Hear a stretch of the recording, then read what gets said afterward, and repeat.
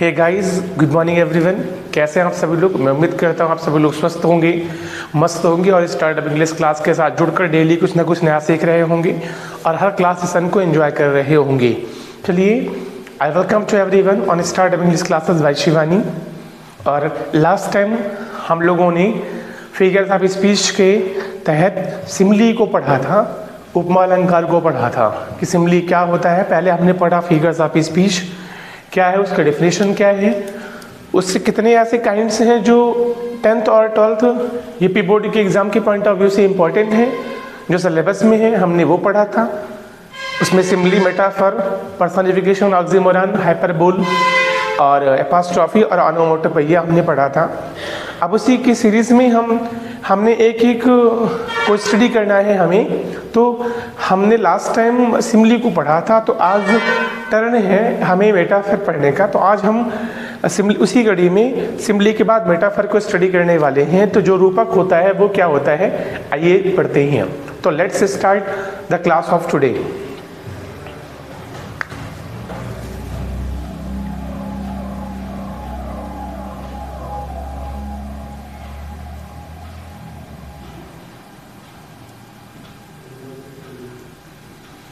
Metaphor यानी रूपक। रूपक क्या होता है, आइए पढ़ते हैं। देखिए, in a metaphor,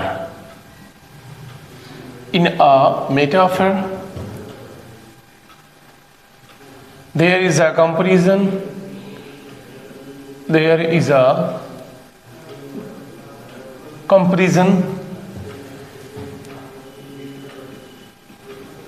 between two objects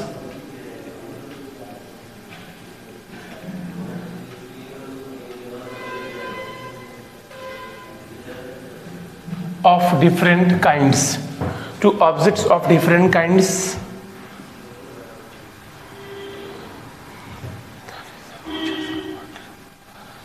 which has a point common, या आप ये कह सकते हैं to objects of different kinds, but the comparison words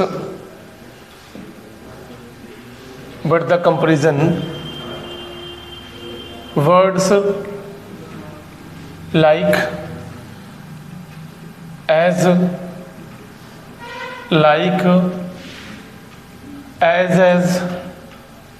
or so as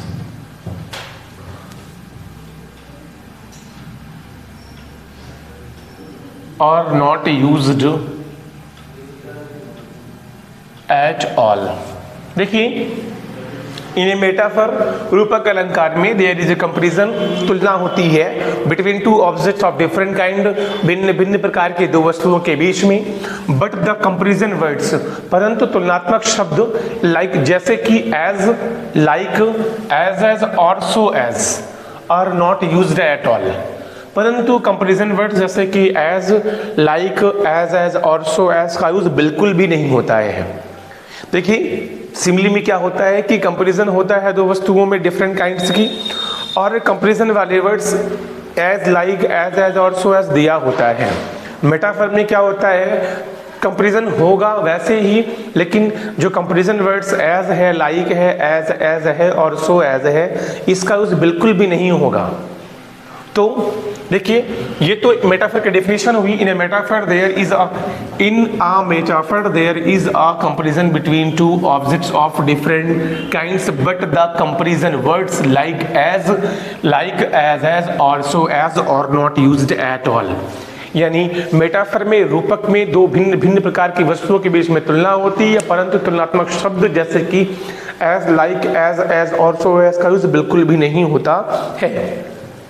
ये है मेटाफर की एक डेफिनेशन।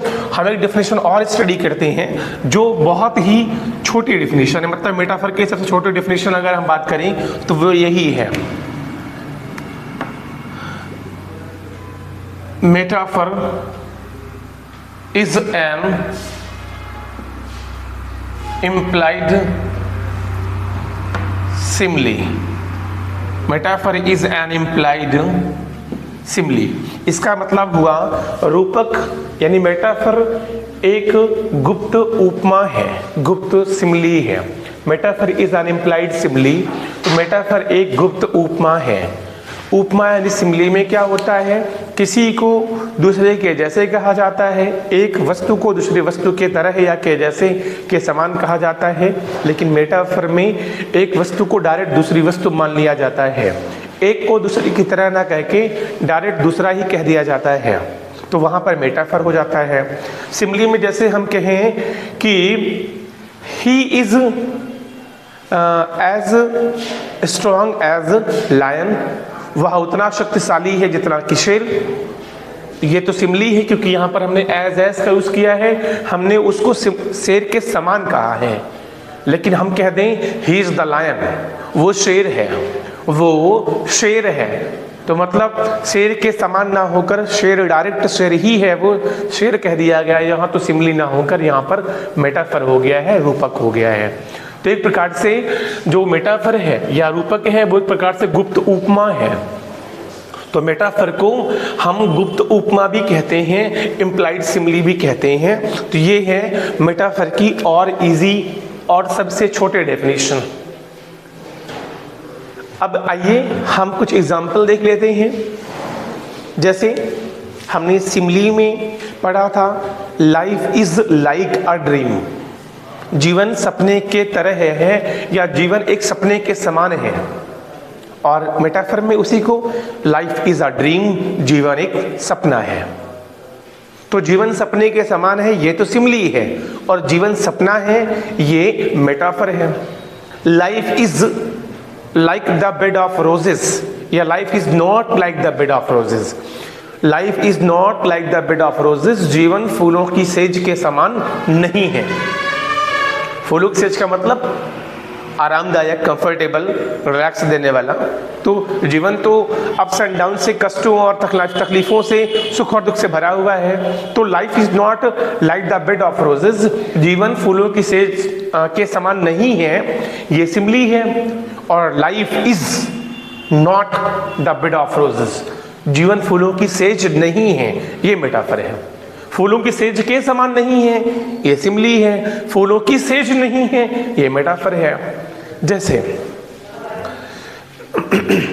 मैं आपको बताया, बहुत सारे एग्जाम्पल और भी मैंने दिया आपको। जैसे कहा जाए he is like the star of his family, वह अपने परिवार का एक तारे के समान, सितारे के समान है। यानी जैसे आकाशमंडल में, गैलेक्सी में तारे होते हैं, वैसे ही कहा जाए कि वो अपने परिवार के अपने परिवार के सितारे के समान है। या he is the son of his family, he is like the son of his family, वो अपने परिवार में सूर्य के समान है। तो ये तो सिमली है। और he is the son of his family, वो अपने परिवार का सूरज है, अपने परिवार का सन है। तो वो कहा क्या है, वहाँ पे मेटाफर है। तो जैसे हमने आपको बताया कि एक वस्तु को दूसरी वस्तु की तरह के जैसे के समान कहा जाए, तो वो सिमली है। एक वस्तु को दूसरी वस्तु मान ली जाए, एक को दूसरी वस्तु कह दिया जाए, तो वो मेटाफर है। जहाँ कंपैरिजन के साथ साथ एज, सो, एज, लाइक और एज कंपैरिजन वर्ड्स का यूज होगा, वहाँ पर सिमली होगा। जहाँ पर इन वर्ड्स का यूज नहीं होगा, वहाँ पर मेटाफर होगा। तो देखिए, ये दो डेफिनेशन थी मेटाफर की। Let's study some examples of metaphor. आइए मेटाफर को एग्जांपल देख लेते हैं। जैसे हमने पहला एग्जांपल सिमली में देखा था, ठीक है, इसी एग्जांपल को मैं यहां लेता हूं। लाइफ इज अ ड्रीम, हमने वहां पर लिखा था life is like a dream, जीवन एक सपने की तरह है, सपने के समान है। तो वो सिमली था, क्योंकि जीवन को सपने की तरह के, सपने के समान, सपने के जैसा कहा गया। और यहाँ हमने कह दिया लाइफ इज अ ड्रीम, जीवन एक सपना है। लाइफ इज अ ड्रीम, जीवन एक सपना है। तो ये क्या है, जीवन को सपने के समान ना कहकर जीवन को सपना ही कह दिया गया। तो ये मेटाफर है, रूपक है। Second example,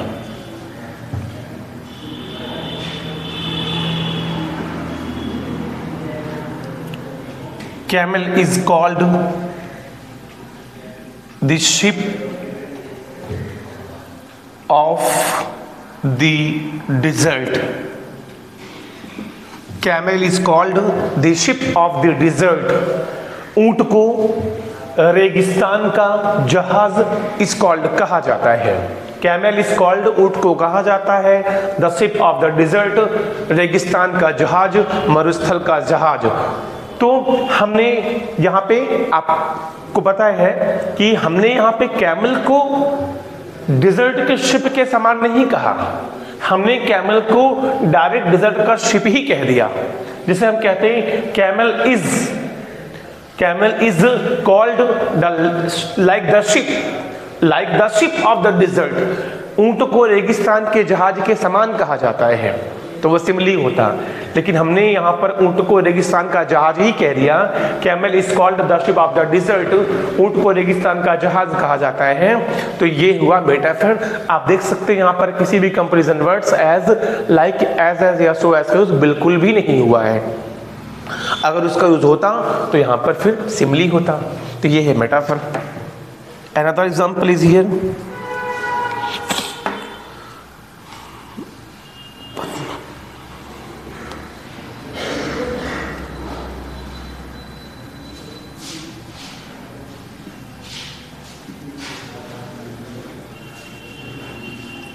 Mahatma Buddha is called the light of Asia. Is called the light of Asia. Mahatma Buddha is called the light of Asia. Mahatma Buddha is called को कहा जाता है लाइट ऑफ एशिया, एशिया की ज्योति, Asia का दीपक। यानी ज्ञान का प्रकाश जो उन्होंने पूरे एशिया महाद्वीप में फैलाया। तो ज्ञान का दीपक जलाने वाला, ज्ञान की ज्योत जलाने वाला, वास्तविक ज्ञान, जीवन का ज्ञान देने वाले महात्मा बुद्ध ही हैं। इसलिए महात्मा बुद्ध को लाइट ऑफ एशिया कहा जाता है। तो महात्मा बुद्ध को एशिया की ज्योति के समान, एशिया के दीपक के समान नहीं कहा गया है। महात्मा बुद्ध को direct light of Asia, Asia की ज्योति या दीपक ही कह दिया गया है। तो Mahatma Buddha is called the light of Asia. Mahatma Buddha को एशिया की ज्योति या दीपक कहा जाता है। तो यहाँ पर क्या है, मेटाफर है, क्योंकि यहाँ पर किसी भी comparison word as, like, so, as का यूज नहीं हुआ है। महात्मा बुद्ध को किसी के समान ना कहकर बल्कि डायरेक्ट लाइट ऑफ एशिया ही कह दिया गया है, लाइट ऑफ एशिया के समान नहीं कहा गया है। ये है अनदर एग्जाम्पल।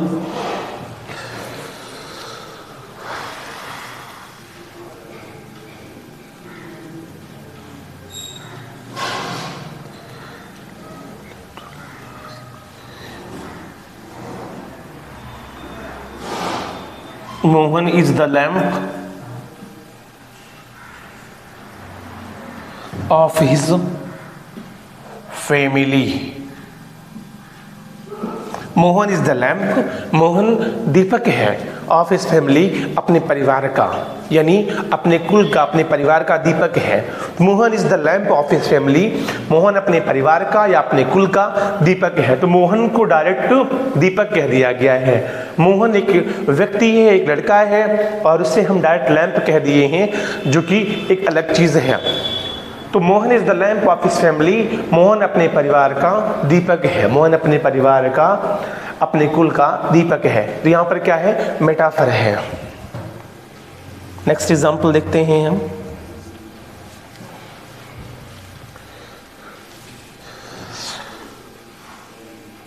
जैसे कई बार आप लोग सुनते हैं कि हम कहते हैं यू आर माई लाइफ, या she is my life, he is my life, या my family is my life, मेरा परिवार मेरा जीवन है, वो मेरी जीवन है, वो मेरा जीवन है, मेरी माँ मेरी जीवन है। तो जब आप ऐसे कह देते हैं तो वहाँ पर भी क्या होता है, मेटाफर होता है। आपने किसी व्यक्ति को, मम्मी को, परिवार को, या उसको, या किसी को भी आपने अपना लाइफ कह दिया, तो वो भी क्या है, वहाँ पर भी क्या है, मेटाफर है।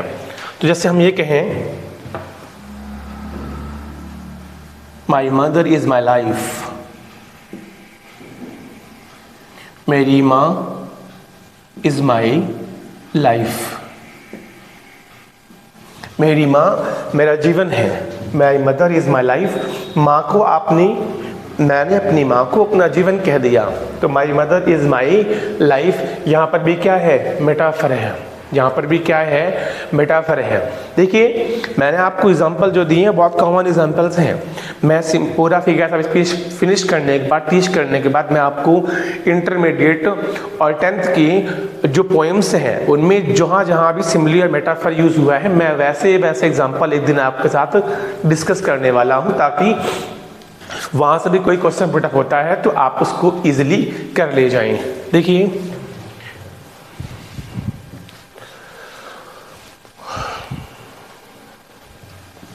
जैसे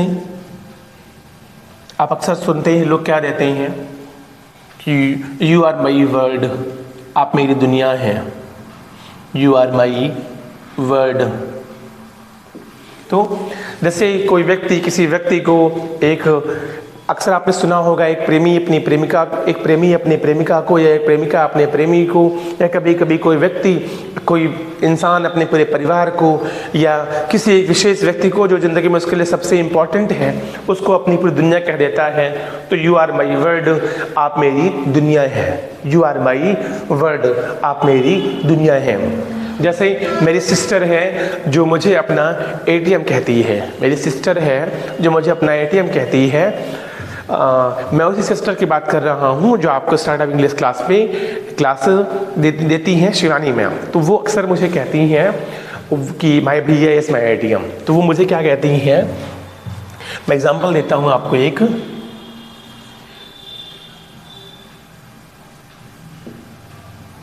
माई भैया is my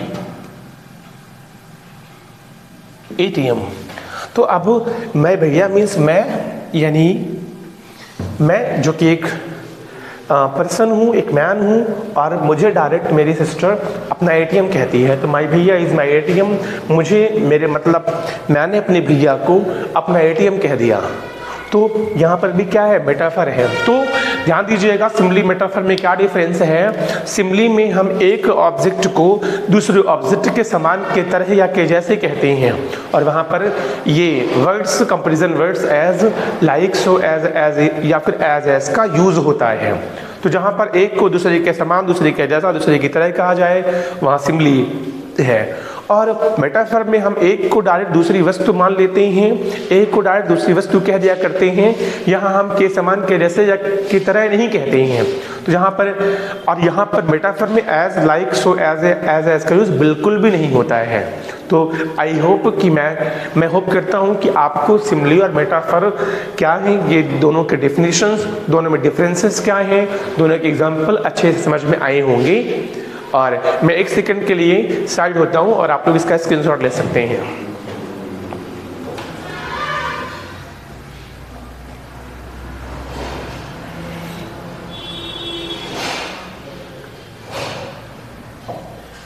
yes, I hope कि आपने स्क्रीनशॉट ले लिया होगा। तो देखिए मैंने फिर आपको एक बार फिर रिपीट करता हूँ। सिमिली में एक ऑब्जेक्ट को दूसरे ऑब्जेक्ट की तरह, के जैसे या के समान कहा जाता है, जहाँ पर ये comparison words as, like, as या सो एज का यूज होता है।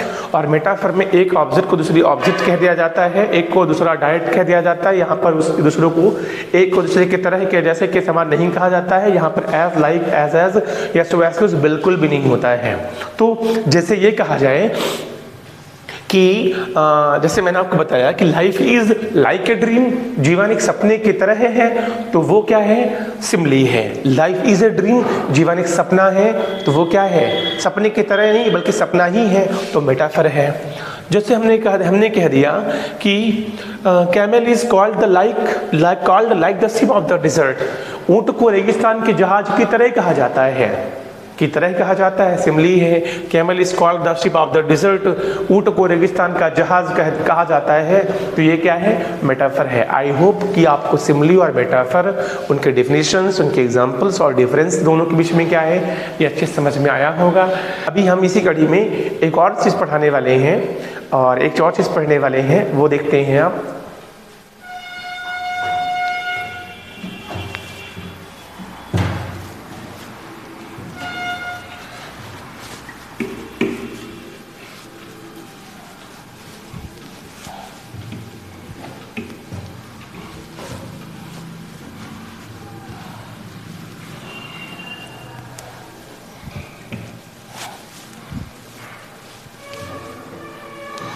देखिए इसी कड़ी में हमने सिमिली को स्टडी किया, मेटाफर को स्टडी किया और हम आगे बढ़ते हैं और हम स्टडी करते हैं आज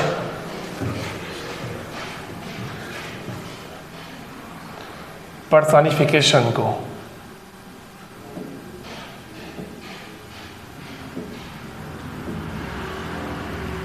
पर्सनिफिकेशन जिसको हम मानवीकरण कहते हैं, मानवीकरण अलंकार।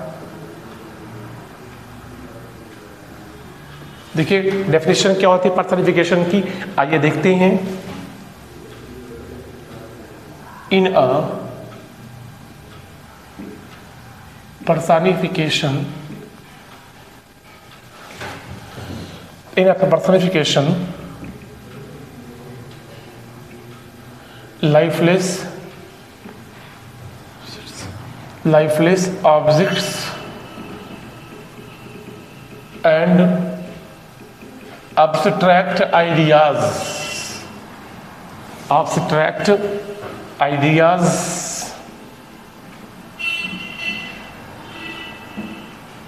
are spoken of या are represented या are spoken of as having life and intelligence.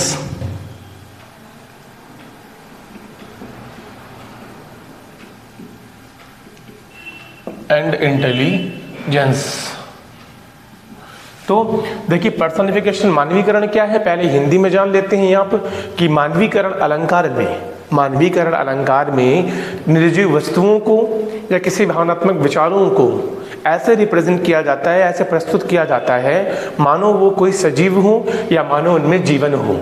तो आप कह सकते हैं कि देखिएगा डेफिनेशन क्या है, इन अ पर्सनिफिकेशन यानी मानवीकरण अलंकार में लाइफलेस ऑब्जेक्ट्स निर्जीव वस्तुएं एंड एब्स्ट्रैक्ट आइडियाज और भावनात्मक विचार आर स्पोकन ऑफ ऐसे प्रस्तुत किए जाते हैं, आर रिप्रेजेंटेड ऐसे प्रस्तुत किए जाते हैं या फिर ऐसे बोले जाते हैं as having life and intelligence मानो उनमें जीवन हो, वो सजीव हो। तो मानवीकरण अलंकार में निर्जीव वस्तुओं अथवा भावनात्मक विचारों को ऐसे प्रस्तुत किया जाता है, ऐसे रिप्रेजेंट किया जाता है कि मानो उनमें जीवन हो या मानो वो सजीव हो।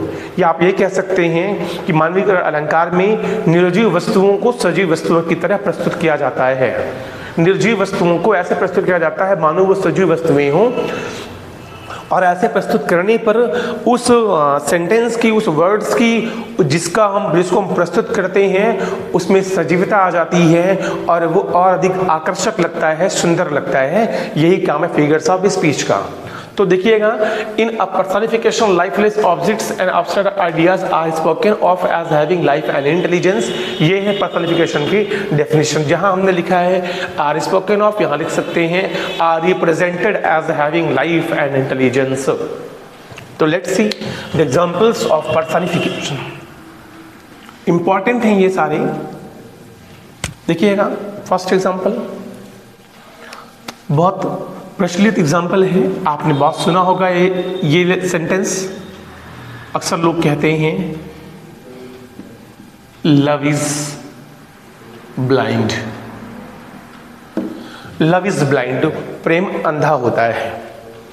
लव इज ब्लाइंड, लोग अक्सर कहते हैं लव इज ब्लाइंड, प्रेम अंधा होता है। का मतलब ये हुआ कि प्रेम में, लव में इंसान को कुछ अच्छा और बुरा, पॉजिटिव और नेगेटिव कुछ दिखाई नहीं देता है।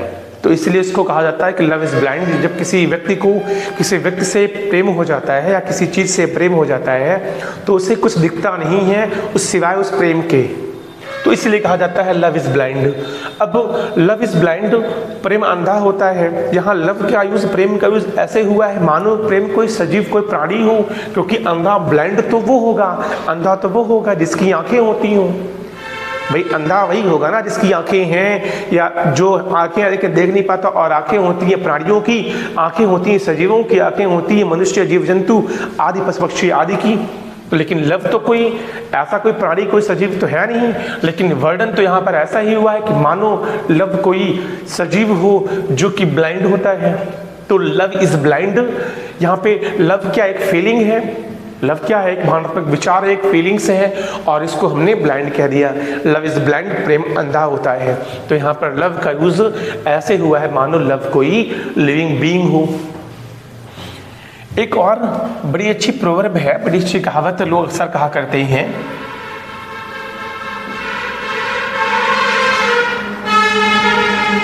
Experience is the best teacher. Experience is the best teacher. Experience is the best teacher. अनुभव सबसे अच्छा शिक्षक होता है। Experience is the best teacher. अनुभव यानी एक्सपीरियंस सबसे अच्छा यानी बेस्ट टीचर होता है। अब जनरली टीचर को हम जब भी टीचर की बात करते हैं तो जनरली हमारे सामने किसी ऐसे व्यक्ति का, महिला या पुरुष का ध्यान आ जाता है, हमारे सामने तस्वीर आ जाती है जिन्होंने हमें पढ़ाया है। तो जनरली हम टीचर किसी व्यक्ति, मनुष्य, प्राणियों को कहते हैं जो हमें टीच करते हैं। लेकिन वास्तविकता तो ये है कि प्रकृति या दुनिया भर की वो तमाम चीज़ें जो आपको कुछ ना कुछ टीच करती हैं वो आपके टीचर हैं। तो एक्सपीरियंस का यूज यहाँ पर वैसे ही हुआ है जैसे मानो एक्सपीरियंस कोई व्यक्ति हो, कोई महिला या कोई पुरुष जो आपको टीच करता हो, जो हमें टीच करता है। Experience is the best teacher. Experience सबसे अच्छा शिक्षक होता है। एक्सपीरियंस सबसे अच्छा टीचर होता है। वास्तव में यह सत्य भी है, क्योंकि जिस व्यक्ति को जितना अधिक एक्सपीरियंस होता है, जितना अधिक अनुभव होता है, वो और अन्य शिक्षकों की अपेक्षा जिनको कम अनुभव है उनकी अपेक्षा वो ज़्यादा बेहतर टीच कर पाता है, क्योंकि उसको ज़्यादा नॉलेज होता है और उसको उसकी टीचिंग टेक्निक या उसको सब कुछ जो होता है वो उन लोगों से बेहतर होता है जिसे एक्सपीरियंस कम है। तो टीचिंग में एक्सपीरियंस का बहुत बड़ा रोल है। एक्सपीरियंस ही हमें बेस्ट टीचर बनाती है। तो experience is the best teacher. यहाँ पे एक्सपीरियंस का यूज ऐसे हुआ है मानो कोई सजीव हो।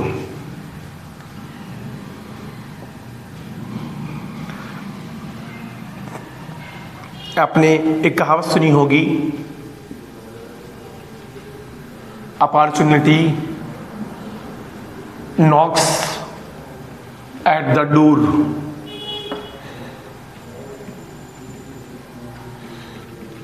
Knox at the door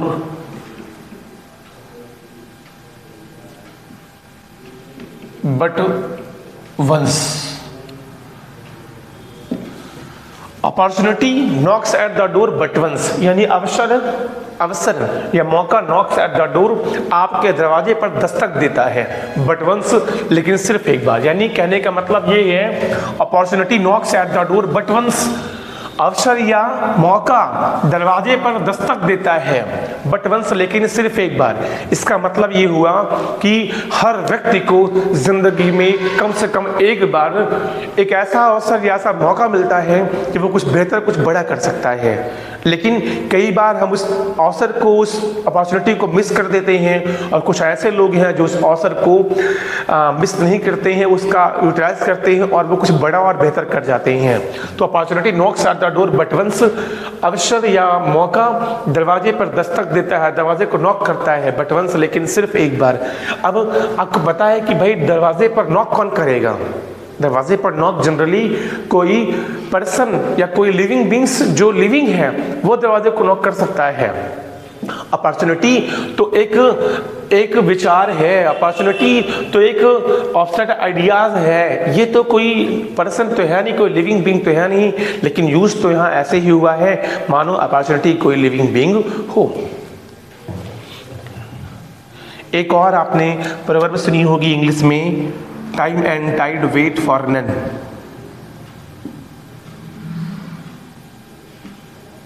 time and tide wait for none, इसका वेट फॉर नन, इसका जो वास्तविक मतलब होता है time and tide wait for none, समय किसी का इंतजार नहीं करता है, समय किसी की प्रतीक्षा नहीं करता है।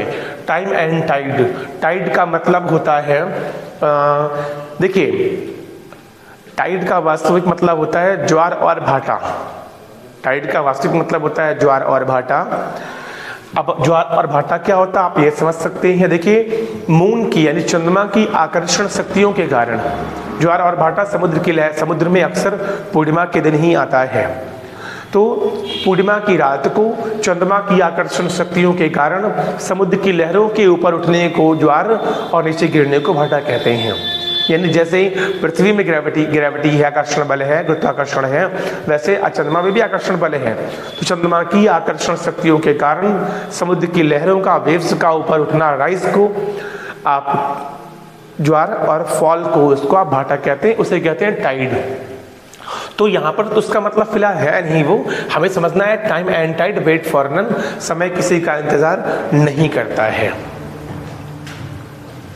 अब यहाँ पे समय कोई व्यक्ति तो है नहीं जो किसी का इंतजार करेगा, लेकिन यूज तो यहाँ वैसे ही हुआ है, वर्णन तो यहाँ वैसे ही हुआ है कि जैसे मानो टाइम कोई लिविंग बीइंग हो जो किसी का वेट ना करे।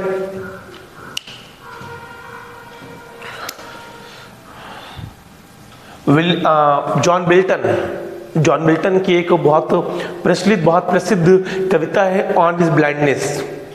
पहले इंटरमीडिएट के सिलेबस में जब हम लोग पढ़ा करते थे, या बिफोर 5-6 ईयर्स जब प्रीवियस सिलेबस था, तो उसमें एक 3rd या 4th पोएम थी on his blindness John Milton की। तो उस पोएम में उन्होंने शायद 4th या 5th लाइन थी, उसमें एक लाइन थी, but patience to prevent him, but patience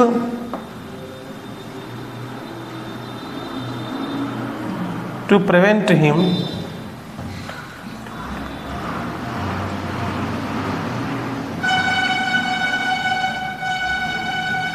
me that murmur soon replies, that murmur soon replies।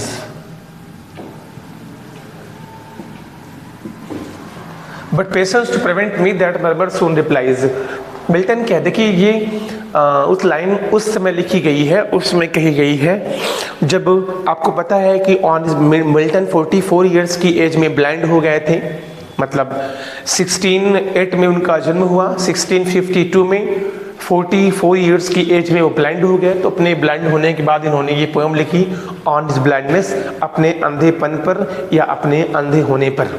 तो उसकी पहली लाइन है, when I consider how my life is spent year in this dark world and wide. उसी में लिखा गया है कि जो कहते हैं कि does God exact deliver light denied. क्या मिल्टन खुद से प्रश्न करते हैं कि क्या ईश्वर अभी भी उनसे ऐसे कार्यों के संपादित करने की आशा करता है जिससे कि आंखों की रोशनी का होना जरूरी है। मिल्टन खुद को ईश्वर का बहुत बड़ा डिवोटी मानते थे, भक्त मानते थे। उनको लगता था ईश्वर ने उनको बहुत बड़ा टैलेंट दिया है पोएट्री लिखने का, और अब वो अंधे हो गए हैं, उस टैलेंट को वो यूज नहीं कर पाएंगे। तो कहीं ऐसा ना हो मृत्यु के बाद जब वो ईश्वर के सामने प्रस्तुत हो, समक्ष जाएं, तो ईश्वर उससे प्रश्न करें कि हे मिल्टन, मैंने आपको टैलेंट दिया था पोएट्री लिखने का, लेकिन आपने उसका यूज नहीं किया है। बहुत ज्यादा पढ़ने के लिए, आप बहुत ज्यादा समझने के लिए आपको ये पोएम पढ़नी पड़ेगी ऑन हिज ब्लाइंडनेस। अब सिलेबस में है नहीं, मैं वरना मैं आपको पढ़ा देता। तो बट पेशेंस टू प्रिवेंट मी, उसी समय जब क्वेश्चन करते हैं स्वयं से कि क्या ईश्वर मुझसे अभी भी ऐसे कार्यों के करने की आशा करता है जिसके लिए रोशनी का होना, आंखों की रोशनी का होना जरूरी है, लेकिन मेरी रोशनी तो चली गई है। तो उसी समय but patience to prevent me that murmur soon replies. तब परंतु जब प्रश्न करते हैं, परंतु मेरा धैर्य, पेशेंस जो है, मेरा धैर्य जो है, मेरा मन जो है, तो प्रिवेंट मी, वो मुझे रोकता है कि हे मिल्टन, आप गलत सोच रहे हैं। दैट मर्मर सोन रिप्लाइज, और वो तुरंत ही उत्तर देता है। जो पेशेंस है, मिल्टन का मन है, धैर्य है, धीरज है, वो उनको ऐसे खुद से ऐसे प्रश्न करने के लिए रोकता है और वो शीघ्र ही जवाब देता है। जवाब क्या था? God does not need either man's work और हिज ओन गिफ्ट्स।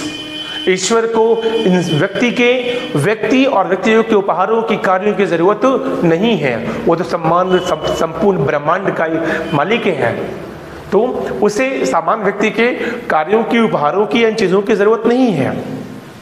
ये अगली लाइन थी। फिलहाल यहाँ पेशेंस का यूज, भाई किसी को कौन रोक सकता है? मुझे, आपको, किसी को कोई व्यक्ति ही रोक सकता है कुछ करने ना करने से, लेकिन यहाँ पेशेंस ने उसको रोका। तो यहाँ पर पेशेंस का, यहाँ पर टाइम का, यहाँ पर अपॉर्चुनिटी का, यहाँ पर लव का और यहाँ पर एक्सपीरियंस का, इन सभी का यूज ऐसे हुआ है मानो ये सभी कोई लिविंग बीइंग हो, कोई जीवित प्राणी हो, कोई सजीव हो। एक आप और अक्सर कहावत सुनते हैं आप गांव में, लोग कहते हैं हिंदी में कहावतों में कि दीवारों के भी कान होते हैं। भाई थोड़ा धीरे बोलो, भाई थोड़ा धीरे बोलो, दीवारों के भी कान होते हैं।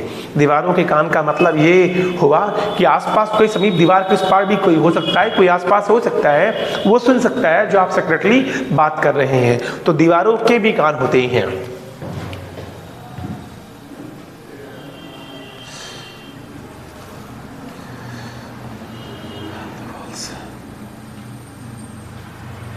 Even the walls have ears। जैसे हमने ये लिख दिया, मानो दीवारों के भी कान होते हैं, हमने इसी को एज इट इज ट्रांसलेट कर दिया, दीवारों के भी कान होते हैं। Even the walls have years. तो अब कान तो उसके होंगे जो सजीव होगा, जो कोई प्राणी होगा, जीवित होगा, पशु हो, पक्षी हो, मनुष्य हो, जानवर, कुछ भी हो सकता है, छोटे से कीड़े मकोड़े से लेकर बड़ा सा बड़ा व्हेल या एलिफेंट हो सकता है। तो कान तो उसी की होंगे जो सजीव होगा, जो जीवित होगा। लेकिन यहाँ पर वॉल्स का यूज ऐसे हुआ है मानो वॉल कोई लिविंग बीइंग हो। Even the walls have years, यहाँ तक कि दीवारों के भी, अर्थात दीवारों के भी कान होते हैं। तो ETC इत्यादि, ये there are so many examples, 1 2 3 4 5 6, ये 6 एग्जाम्पल्स हैं जहाँ पर पर्सनिफिकेशन फिगर्स ऑफ स्पीच का यूज हुआ है। तो ये है पर्सनिफिकेशन फिगर ऑफ स्पीच का डेफिनेशन। ये रहे उसके 6 एग्जाम्पल्स जहाँ पर love, experience, opportunity, time, patience और वॉल्स का यूज ऐसे हुआ है मानो वो कोई लिविंग बीइंग हो, जबकि ये सब लिविंग बीइंग नहीं है। या तो ये कोई लाइफलेस ऑब्जेक्ट्स हैं या तो ये एब्स्ट्रैक्ट आइडियाज हैं। तो मैं 1 मिनट के लिए साइड होता हूँ और आप इसका स्क्रीनशॉट ले लीजिए।